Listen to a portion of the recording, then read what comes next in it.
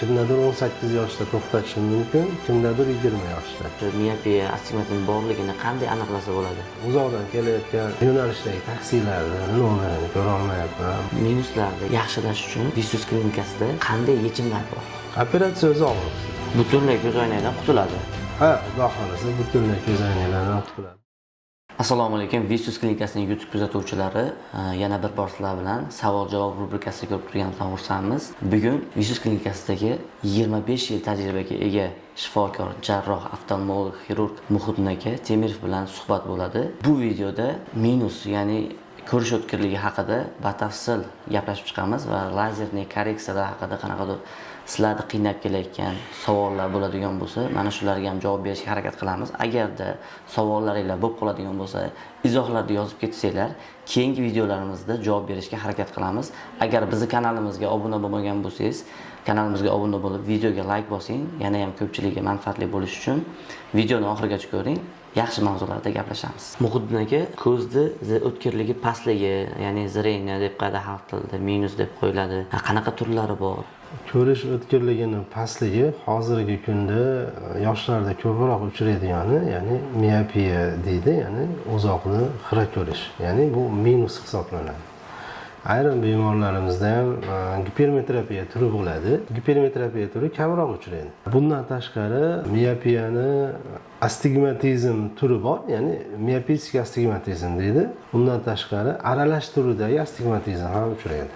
Ko'proq hozirgi kunda o'sha miopiyani turlari, misol uchun miopiyaning yengil darajasi, miopiyaning o'rta darajasi hamda miopiyaning yuqori darajasi uchrab turadi. Ya'ni uzoqda ko'ra olmaslik, yaqinda ko'ra olmaslik turlari har xil shunaqami? Ha, har xil bo'ladi. Misol uchun miopiyani oladigan bo'lsak, bu bemorlar uzoqda xira ko'radi, lekin yaqinda yaxshi ko'rishadi. Gipermetropiya degan turimizda yaqinda xira ko'rishadi, lekin nisbatan uzoqda ham xira ko'rishadi. Asosan ular yaqinda xira ko'rishadi. Aralash astigmatizmda yoki miopik astigmatizmda uzoqda qaraganda soya bilan ko'rish mumkin. Shular bemorlarni qiynab keladi. Muhiddin aka, hozirgi paytda zamon rivojlanib kelyapti. Zreniyasi pastlar ochki taqadi. Shuni ochkidan, linzadan qutuladigan qanaqadir apparatlar chiqqanmi, davosi bormi ochkidan qutulishda? Hozirgi kunda uzoqda xira ko'rish miopiyani oladigan bo'lsak, ochki yordamida yoki kontakt linza yordamida korreksiya qilish mumkin. Korreksiya qilish nima degani? U to'g'rilash. Misol uchun uzoqda xira ko'rayotgan bo'lsa, o'ziga mos minus taqsa, uzoqda yaxshi ko'radi. Bu narsa ko'zoynak linza taqganda buni davolamaydi, faqat uzoqda ko'rishini yaxshilaydi, xolos. Demak, bu ochki yoki ko'zoynak doimiy taqsa, u o'z-o'zidan vaqt o'tishi bilan bu kasallik tuzalmaydi. Bu shundoq qolishi mumkin, lekin uzoqda ko'rishni yaxshilab beradi, xolos, bu turlarida. Minus odam ochki taqib yursa, demak, minusi yo'qolib ketmaydi. Ha, minus yo'qolib ketmaydi, lekin kuchayishi mumkinmi? Ko'rishi yaxshilanadi. Ko'rish yaxshilanadi. Agar ko'zoynak yoki kontakt linza taqib yursa, bu narsa yoshiga mos bo'ladi. Misol uchun, o'sha uzoqda xira ko'rish kimdadir 18 yoshda to'xtatishi mumkin, kimdadir 20 yoshda, kimdadir 22-23 yoshda to'xtashi mumkin. Bu ko'zoynak taqsa ham, taqmasa ham rivojlanishi mumkin. Lekin ko'zoynakdan foydalanib yurganlarda rivojlanishi kamroq bo'lishi mumkin. Sababi ular ko'zini korreksiya qilib, to'g'rilashga harakat qiladi. Shuning uchun ko'z o'zi ham ko'zoynaklar bilan zo'riqish bilan ishlaydi. Agar ko'zoynak taqmasa, ko'z o'zi zo'riqishi mumkin. Shuni hisobiga minusi yana ham ko'tarilib yuqori bo'lib ketishi mumkin. Oddiy mana ko'radigan insonlar necha yoshdan zreniyasi tushishi mumkin yoki nima sabablardan zreniya tushib ketib qoladi? Ko'rish o'tkirligini pasayishi bu tug'ma bo'ladi yoki orttirilgan darajada bo'ladi. Tug'ma bo'lishi bu aniq endi. Misol uchun o'sha tug'ilganda ota-onasi yoki ko'rish xiraligidan o'zlari sezishadi yoki bo'lmasa nasliy bo'lsa o'zlari bunga tayyor bo'ladi ota-ona. Demak, menda minus bor, farzandimda ham bo'lishi mumkin degan narsa bilan bu tug'ma uzoqni xira ko'rishi, o'sha miopiyalar deymiz, gipermetropiya, astigmatizm, bu ota-onasi buni albatta o'zi tekshirib bilishi mumkin, sezadi bu narsani. O'zi oftalmolog olib kelib tekshirtirsak, demak ularda chiqadi bu narsa. Endi orttirilgan miopiyalarda nasliy moyillik bo'ladi, qanaqadir. Misol uchun, yoshlik davrida noto'g'ri o'qish bo'lishi mumkin. Misol uchun, yosh bola yotib o'qisa yoki kam yorug'lik bo'ladigan bo'lsa, bu nasliy moyillik bo'lsa, miyopiya rivojlanib ketishi mumkin. O'sha uzoqda xira ko'rishi rivojlanib ketishi mumkin. Sababi ko'zga yotib o'qiganda yo kam yorug'lik tushganda qanaqadir yetishmovchilik bo'ladi, o'shani hisobiga minusda rivojlanib ketishiga o'zlari sabab bo'lib qolishi mumkin. Ko'rish o'tkirligi past insonlar doimiy linza taqib yurishadi, ochki taqmasdan. Mana shu doimiy taqib yurishi qanaqadir zararli hisoblanadimi? Endi linzani taqib yurishini zararli deya olmaymiz. Kimdir yillab taqib yurishi mumkin. Misol uchun 10 yil, 15 yil, 20 yil taqib yurishi mumkin. O'zi linza taqishda o'zini gigiyenasi bor, shunga rioya qilish kerak. Misol uchun linzalarni iloji boricha har kuni yechgan yaxshiroq. Har kuni, chunki ko'z o'zi shohparda deymiz. Shohparda 100 qavatdan kislorod qabul qiladi. Linza taqqanda kislorodni o'tkazadigan turlari bor, lekin baribir yetarli darajada o'tkazmaydi. Shuning uchun shoh pardani o'zida qanaqadir muammo olib kelishiga har kuni yechmasdan, misol uchun kimdadir bir hafta qolib ketadi, boshqa bo'ladi, shuni hisobiga bo'lishi mumkin. Bu nima oqibatlarga olib keladi? Keyinchalik agar linzani ko'p kun taqadigan bo'lsa, keyinchalik linzani o'zi ko'z qabul qila olmay qolishi mumkin. Misol uchun bir kun taqib olsa qizartiradi, boshqa bo'ladi. Shuni hisobiga ko'zga yoqmay qoladi. Bemor o'zi taqa olmay qolishi mumkin. Lekin ayrim bemorlarda linzani taqqanda o'zi bir kun, ikki kunda bilinadi. Demak, ko'z qabul qila olmaydi. Yot jism sifatida qabul qiladi-da, kimdir taqa olmaydi. Bu o'zi bemorlarning o'ziga xos bo'ladi. Masalan, shu individual kimdir taqib yuraveradi, kimdir lekin taqolmaydi. Buni qachon linzani taqib ko'rgandan keyin ayrim bemorlarda aniq bo'ladi bu. Linzani taqolmaydimi, taqolmaydi. Lekin ayrim bemorlar gigiyenasiga rioya qilmasa, ko'zni shoh pardasida o'zini yarasi deymiz, ya'ni shilib qo'yishi, boshqalarga olib kelishi mumkin.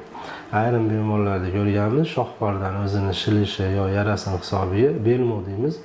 Ayrim sohalarda shoh pardani qismlarida oqarish bo'lib qolishi mumkin. Shuning uchun agarda bemorlar linza taqqanda qizartirsa yo boshqa bo'lsa, majbur taqmash kerak. Iloji boricha ko'zoynakka o'tib olganlari ma'qulroq bo'lardi. Muhitdin aka, shu miyopiya yoki astigmatizmni uy sharoitida ortilgani, ya'ni zreniyasi tushib ketib qolgani yoki shu miyopiya, astigmatizm borligini qanday aniqlasa bo'ladi? Bu endi aniqlash darajasiga bog'liq.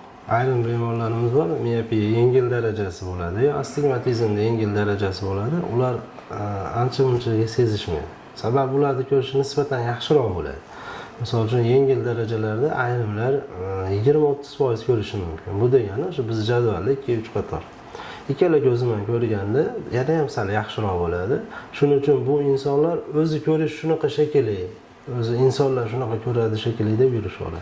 Bular qachon biladi? Misol uchun qanaqadir tibbiy ko'riklardan o'tayotganda minusini, ko'rishini, xiraligini sezishadi yoki ular tavsiya beradi. Sizni ko'rishingizda ozgina minus bor ekan yoki xira ko'rasiz ekan. Ular keyin tekshiruvga keladi, bizda shuni qiladi. Ayrim bemorlarda o'zi ko'rishi 10% ham bormaydi. Ularni misol uchun har xil holatlarda bilib qolishi mumkin. Kimdir yuraveradi, kimdir lekin ota-onasi bilib qoladi. Misol uchun ayrim bemorlarimiz bo'ladi. Mana qizim yo o'g'lim kelayotganda yo'lda u betida qarab turib chaqirsam meni tanimadi deb shunaqa deb qolishadi. Belgilari bo'lib qoladi. Oldin buni bilmardik deydi, meni tanimadi deydi. Shunaqa holatlarda ayrim holatlarda yana qanaqa belgilar bor? Endi uzoqda xira ko'rishadi. Bo'lmasa ayrimlari o'zi aytadi. Uzoqdan kelayotgan yo'nalishdagi taksilarni, marshrutkalarni nomerini ko'ra olmayapman, boshqa deb shulardan o'zlari tekshirtirib kelishi. Kunduzi va kechki paytda ham qanaqadir qiyinchiliklari nima bo'ladi? Tunda qanaqa qiyinchiliklar bo'ladi? Endi kechqurun kunduzi ko'rishda ayrim minuslarda bu bilinmaydi u darajada. Ayrimlarda seziladi. Chunki bu yana chuqurroq kirib ketishimiz mumkin. Bu operatsiya degan usullari bor. Bularda o'sha kechqurun ko'rish bilan kunduzi ko'rish yoki to'rpardan o'zini kasalliklarda bilinishi mumkin. Lekin aksariyat holatlarda miyopiya kunduzi va kechqurun ko'rishi u darajada pasayib ketmaydi. Ozgina pasayadi, ularga sezilarli darajada. Men aytgan patologiyalarda ular ancha sezilib qoladi. Shuning uchun kechqurungi ko'rish, kunduzgi ko'rish bilan bu miopiya darajalariga ham bog'liq. Miopiya yengil darajalari bu darajada kechqurungi yo kunduzgi ko'rishni farqini u darajada sezishmaydi, bilishmaydi. Chunki sababi sal xiralashadi, o'zi xiralashishi mumkin shomdan keyin kechqurun deb shu tarafga yo'yib qo'yishaveradi bu narsalarni. Shunaqa bo'lsa kerak deb yurishaveradi. Lekin juda qiylanadigan darajada bo'lib ketmaydi. Yana bitta savol bor. Bundagi zreniya pastligi insonni qanaqadir kelajagida, muvaffaqiyatiga qanaqadir ta'sir qiladimi, qilmaydimi? Albatta ta'sir qiladi. Zreniyasi pastlar. Nimalarda qiynalishi mumkin masalan? Ishga kirish bo'lishi mumkinmi yoki Misol uchun harbiy sohalarga kirmoqchi bo'lsa yoki bo'lmasa qanaqadir mashina haydamoqchi bo'lsa yoki bo'lmasa o'sha hozir mana mashinist deymiz, poyezd haydasa, boshqa sohalarda albatta ko'rish o'tkirligi bularga xalaqit beradi. Buni to'g'rilashga to'g'ri keladi. Sababi hozirgi baribir u sohalarga kirmoqchi bo'lsa, albatta tibbiy ko'rik bo'ladi. Tibbiy ko'rikdan o'ta olmasa jo'natadi, boshqa bo'ladi. Yaxshi mutaxassislarga ko'ringin. Agar tiklash mumkin bo'lsa, tiklaysan, keyin kelib bu sohada ishlashing mumkin deydi.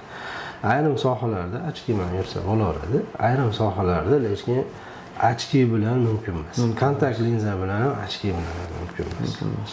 Misol uchun sportsmenlar bo'ladi, sport bilan shug'ullanuvchilar yoki bo'lmasam o'sha harbiy sohadagilar yoki bo'lmasam o'sha poyezd haydaydi, samolyot, boshqa shu sohalarda egallamoqchi bo'lsa, bularga albatta o'zini ko'rishida, o'zini ko'zi bilan ko'rish kerak. 100%. mana shu minuslarni, ya'ni ko'rish o'tkirligini yaxshilash uchun Visus klinikasida qanday yechimlar bor? Uzoqda xira ko'rish, o'sha minus desak, miopiya bo'ladimi, aralash astigmatizm bo'ladimi, gipermetropiya bo'ladimi yoki bo'lmasa miopik astigmatizm bo'ladimi? Bemorlar ko'zoynak taqishi mumkin, kontakt linza taqishi mumkin yoki bo'lmasa lazerli korreksiya usuli bilan bulardan batamom qutulishi mumkin. Endi bizning klinikamizda hozir o'sha uzoqdan xira ko'rishda korreksiya qilish usullaridan turlari bor. Birinchi turlarini sanab o'tadigan bo'lsak, bu transferka turi, hamda lasik turi, hamda femtolasik, hamda va smart sight usulidan foydalanib kelamiz. Lazer operatsiyasi qilgan odam butunlay tuzalib ketadimi yoki vaqtinchalikmi? Lazerli korreksiya usullarida baribir tirik organizm, biz bu lazerli korreksiyani shoh pardada o'tkazamiz, ya'ni rogovitsa degan joyda. Shoh parda o'zi tiniq shaffof bo'ladi. Bu yerda shoh pardani o'zi qalinligiga bog'liq bo'ladi. Misol uchun shoh pardani o'zligi qalinligi yuqori bo'lsa, misol uchun shoh pardani qalinligi o'zi normalda 535-540 mikron bo'ladi. Ayrim bemorlarimizda 500 dan past chiqib qoladi bu. Agar biz lazerli korreksiya o'sha misol uchun lasik usuli yo femtolasik usullaridan foydalanadigan bo'lsak, bu shoh pardani yana ham yuqorlashtirib qo'yish mumkin. Ularda qanaqadir muammo keltirib qo'yishi mumkin. Shuning uchun bemorlarimiz keladi, biz hammasini tekshirib, turlarini o'zini tanlab olamiz. Misol uchun bu bemorlarimizda transferka usuli yechim bo'lishi mumkin, xavfsiz bo'lishi mumkin. Hamda smart sight usuli xavfsiz bo'lishi mumkin. Ayrim bemorlarimizda bemalol uchala turini taklif qila olamiz. Ayrim bemorlarimizda tekshiruvdan keyin albatta bitta turida qila olamiz, ya'ni xavfsizroq turi transferka usulida qilishimiz mumkin. Bu transferka usullarimizni ayrim doktorlarimiz o'sha ferka usuli bilan almashtirishadi. Ferka usulida bu eski metod, oldingi metod deydi-ku, unaqa emas. Transferka bu takomillashib boryapti hozir. Transferka bu bitta etapda, bitta bosqichda minus beradi. Sababi oldingi ferka usullarimizda bu travmatik jihatdan epiteliyni o'zini qanaqadir apparatlarda epiteliyni olib yoki shilib deymizmi yoki bo'lmasa qanaqadir dori vositasida olinadi. Hozir kompyuterga kiritilgan bitta bosqichda olib tashlaydi. Xavfsiz usul, yangi usullardan biri transferka. Og'riqsiz. Operatsiya o'zi og'riqsiz. Tig' tegiziladimi? Tig' tegizilmaydi. Bu yerda tig' tekkizilmaydi. Faqat operatsiya jarayoni faqat lazer yordamida qilinadi xolos. Hech qanaqa Qancha vaqt masalan davom etadi operatsiya? Bemorlarni o'zini tayyorlashi bilan 5 minut vaqt ketishimiz mumkin. 5 minutda minusdan demak qutulish mumkin. Lazerda o'zi 30 sekund yoki 40 sekund ishlaydi xolos. Qachondan o'sha operatsiya bo'lgan inson ishga chiqishi mumkin yoki o'qishga chiqishi mumkin? Bu endi o'zini lazerni korreksiyasini turiga bog'liq. Misol uchun o'sha transferka degan usulimizda bemorlar 10 kun 15 kunda tiklanish davriga qarab ishga chiqishi mumkin. Sababi bu yerda epiteliyda tiklanish bo'ladi. Bu narsaga ozgina vaqt ketadi. Shoh pardani epiteliyasini. Lastik degan usulimizda bunda 3-4 kunda chiqib ketishi mumkin, lekin bular jarohat olishdan ehtiyot bo'lib turishi mumkin. Femtolastik usulimizda 2-3 kunda chiqib ketishi mumkin. Bunda o'sha loskut o'zi lastik usuliga nisbatan o'sha lazer yordamida aniq o'lchamda ajratib beradi. Bu shoh parda yubkalariga ham bog'liq, keyin tiklanishi ham lastikdan nisbatan tezroq tiklanadi. Butunlay ko'z oynakdan qutuladi. Ha, xudo xolasa butunlay ko'z oynaklardan qutuladi. Bu usullarning ichida eng takomili Smart Sight usuli deymiz, ya'ni Smile'da bitta ko'rinish. Bunga to'xtalib o'tamiz. Smile bilan Smart Sight'da nima farqi bor deganlik. Texnik jihatdan bu bir xil bo'lishi mumkin, lekin Smart Sight usuli ozgina takomillashgan. Misol uchun o'sha kompyuter deymizmi, apparat jihatdan sal takomillashgan turi hisoblanadi. Uni qanaqadir darajalar bo'yicha kuchliroq. Darajalari bo'yicha ham bo'lishi mumkin. Misol uchun minusda -12 gacha olishi mumkin. Sal yuqoriroq darajasini olishi mumkin. Hamda astigmatizmda -6 gacha olib berishi mumkin. Bu yerda darajasiga ham bog'liqlik tarafdan operatsiya jarayoni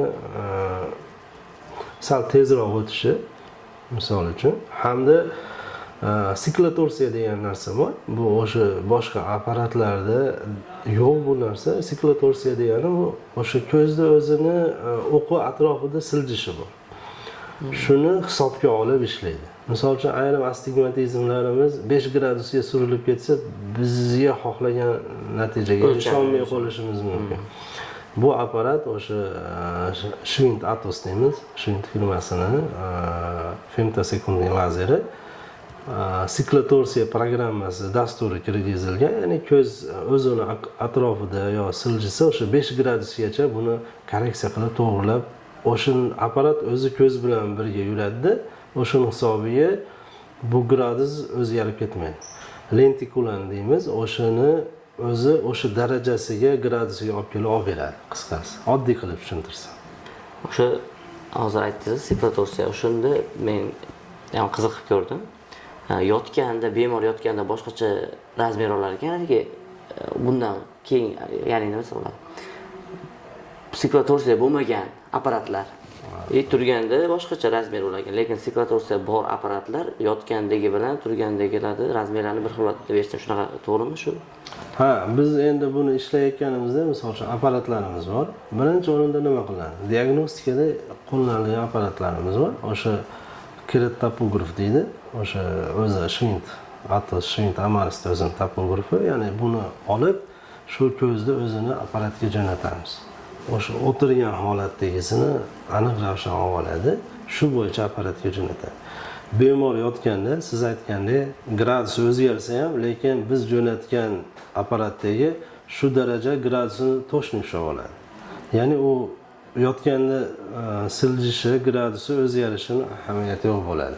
Chunki bu apparat o'sha biz jo'natgan diagnostikada dasturi bo'yicha ishlaydi. U yotgan bemorning o'zini holati bo'yicha ishlamaydi. Shuning uchun bu siklotorsiyaning yutug'i. Undan tashqari o'sha qo'shimcha surilganda ham gradusi, o'shini ham hisobga olib ishlaydi. Muqaddam aka, necha yoshdan o'sha lazerni korreksiya, ya'ni Smart Sight'ni shunaqa qilish mumkin? Lazerning korreksiyalarida o'zi kitoblarda, boshqada 18 yoshdan keyin qilsa bo'ladi deb yozilgan, lekin bemorlarni tekshirish davomida 6 oy, 1 yil kuzatib, ayrim bemorlarda 18 dan keyin qilsak bo'ladi. Ayrim bemorlarda lekin 19da 20, kerak bo'lsa 22-23 yoshga o'tkazib qilamiz. Sababi bu individual bo'ladi. Tekshiruv natijalariga qarab ola olamiz. Ayrim bemorlarda o'zi 18 yoshdan keyin to'xtaydi deydi, lekin bemorlarda kimdadir 22 yoshda, 23, kimdadir 25 yoshda to'xtashi ham mumkin. Shuning uchun bemorlarda o'zini kuzatib, minus o'smayotgan bo'lsa, ko'zini razmeri, yana bir ikkita ko'rsatkichlari bor, shularda asoslanib kimdadir 19, kimdadir 20, kimdadir 22 yoshda qilamiz. Yosh chegarasi chekadi tepa. Endi yuqori darajalari misol uchun 40-45 yoshga qilib berishimiz mumkin.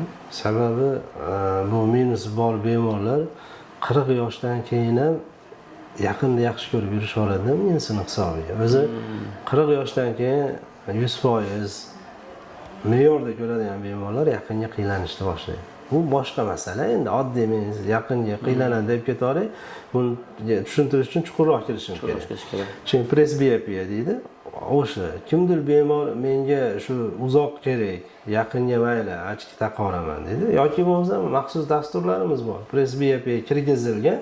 O'shalarda presbiyopiya kirgizilgan holatda olib bersak, ular qanaqadir vaqtgacha yaqinga ham qiylanishmaydi.